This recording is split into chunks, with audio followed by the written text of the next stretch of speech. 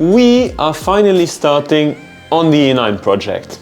It's been over a year since I bought it, and in the last episode we started it after over 40 years of hibernation. And then in this episode we will fully strip the interior. I've already started with the door cards. And there I already ran into the first issue. I do have everything on footage, so that's not the issue. The thing is, I actually wanted to film every single bolt on this project so that in case somebody needs it as a reference point, they can take my videos and have them be useful. But I had issues with the camera and recorded everything in slow motion. Anyways, I think everybody that's doing an E9 project should know how to assemble a door card. So I don't think that's going to be an issue at all. Today we'll only be disassembling the whole interior. Everything needs to come out for metal work. But before we're going to start with the disassembly of the interior, I actually wanted to show you guys a few pieces. With the car we got these boxes, and unfortunately one of the light holders is missing. Yeah, not good. Fortunately though, both rear lights are there. Right here we have an expansion tank, some blinkers, a bit of carpet, seals,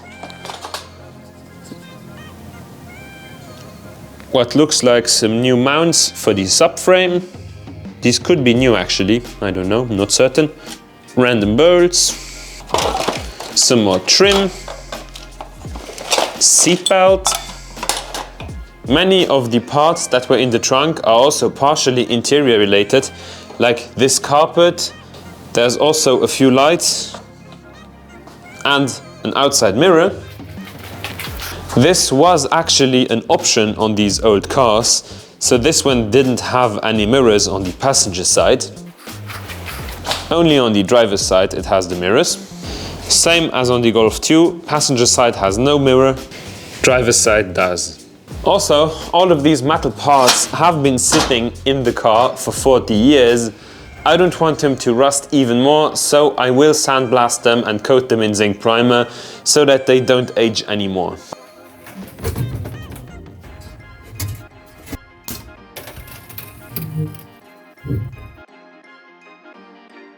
I already did the other side door card. Unfortunately though, I filmed and didn't notice I was filming in slow-mo.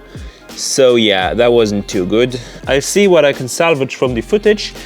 But yeah, I don't know how good that will be.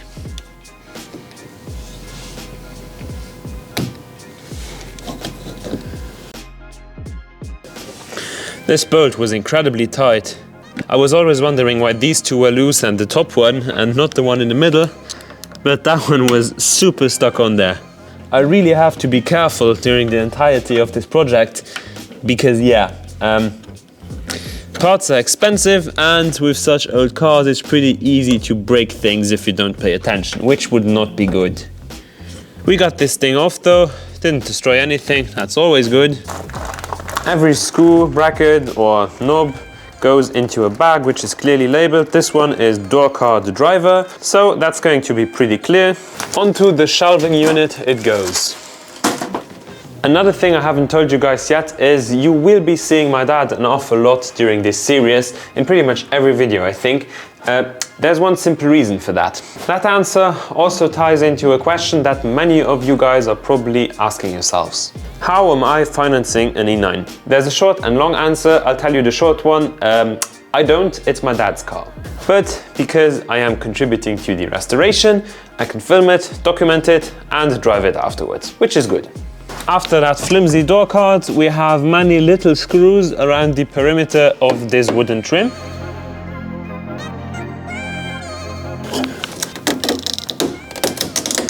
This side of the door card has already been off because the moisture protection barrier is missing. That one was on the other side. There's already one thing that I find quite amusing on this car. Most cars I work on, many of the trim pieces are already entirely made out of plastic and therefore really light. The entire door card of an E46 weighs as much as this piece because this backing plate is made out of steel, as you can see by the rusting. This thing weighs like 3 kilograms, I guess. When it comes to the condition of the doors, the driver's side is pretty terrible. And by pretty terrible, I mean, yeah, that thing is done. holes everywhere, which is quite surprising to me because the passenger side is in a better state overall.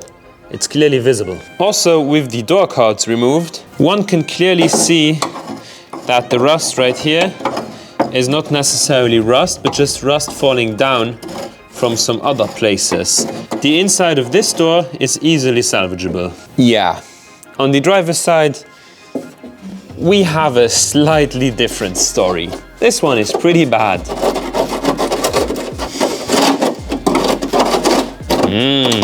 Crunchy.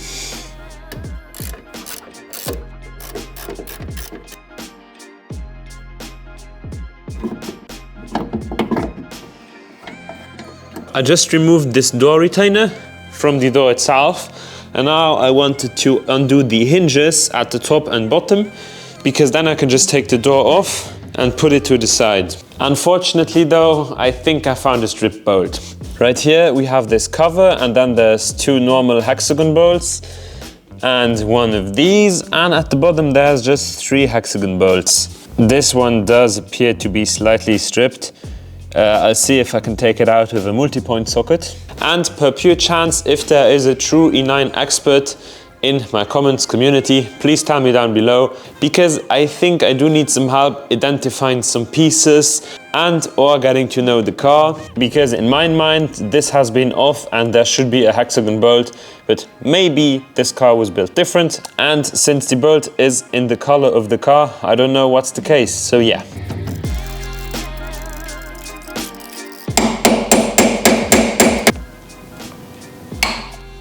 Yes, it didn't strip, that's great news. I just took some time to go in from here with my hand and feel. And for these 2 bolts, I do feel hex nuts at the back to counter hold. But at the bottom, these 3, I feel nothing. So yeah, we will have to undo the door with these hinges. And these are Phillips heads, 2 of which have already been stripped. Unfortunately, I don't even have a Phillips head that big, so I'll have to order one. Which is going to be the first roadblock in this project. Speaking of roadblocks, I just went on the search for a few things that aren't as they are supposed to be, and I found something. This being a somewhat early model, was still made by Karman, and because of manufacturing limitations and processes and chemical protection for the metal, well, these chassis were pretty bad rust-wise. And because there were many Bondo spots, I decided to just look a bit further. And this already looks somewhat bad. And I was tapping around with a screwdriver, and I know that these chassis were bad. And I know that the quality control wasn't as good. But was it really like 4 millimeters of Bondo towards the A-pillar? There it's even like 6-7 millimeters.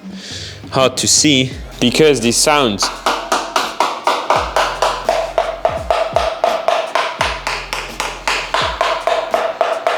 And on these spots, I think they used lead or zinc. I don't remember the process, because this whole thing is like one piece from front to the back. So it's normal they use Bondo in some places, but yeah, that does seem to be a bit too much. And there's probably a giant rust hole hiding somewhere in there.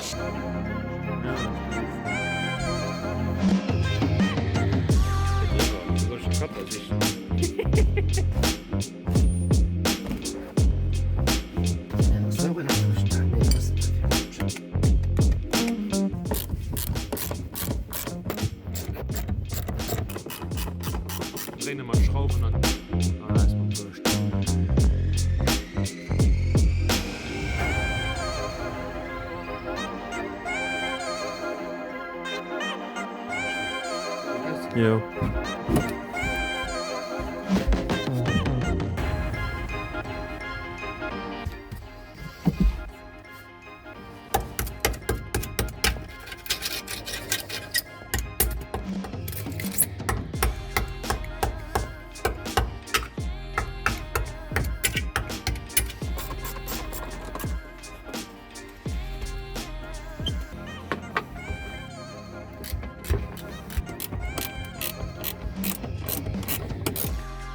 At that point, I gave the car a quick vacuum because it was disgusting. Right here, the floor pan has actually been repaired.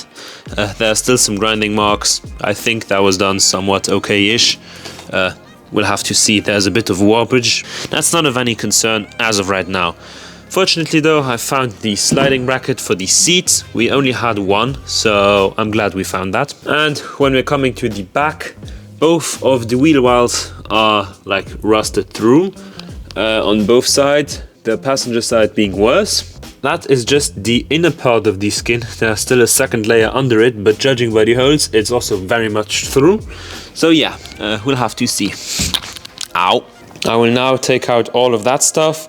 Unfortunately also, we have no effing clue where the connectors go. That is going to be the biggest issue of this project. Because neither my dad nor I am that excited to do electrical work, so that's going to take a lot of motivation to overcome. If I'm not mistaken, we do have wiring diagrams, which is quite good to be honest. Also, there's a random cable that was cut. No clue where that goes to. I'm gonna just pull on it. I'm not going to pull too hard. That's glued. The smell is disgusting. Now I can undo the seat belt right there. Yeah, there the bolt is missing. We will find a substitute for that though.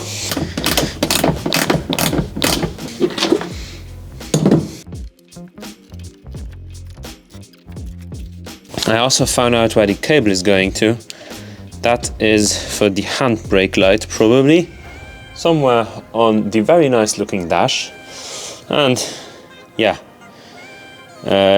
judging by how it is cut, it should go somewhere onto this loom.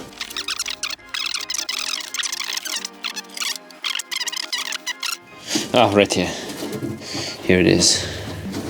These are joined right there, so we'll have to remember that for the next 2 years, I guess. And this side is still complete, but this screw is missing. This chrome part that holds the carpet down onto the sides, well, it's missing on that side, obviously, but we also didn't find it in the boxes, so I guess we don't have it. On a positive note though, the floor does appear to be intact everywhere, so we don't have to replace the floor pans. I'll just continue ripping out the rest of the interior. Disgusting. See, the floor pans look good. Rust-wise, it is in a pretty good condition, except for all the spots that have been touched, so there's many of them. I will now take off this chrome part, so I can remove the rest of the carpet.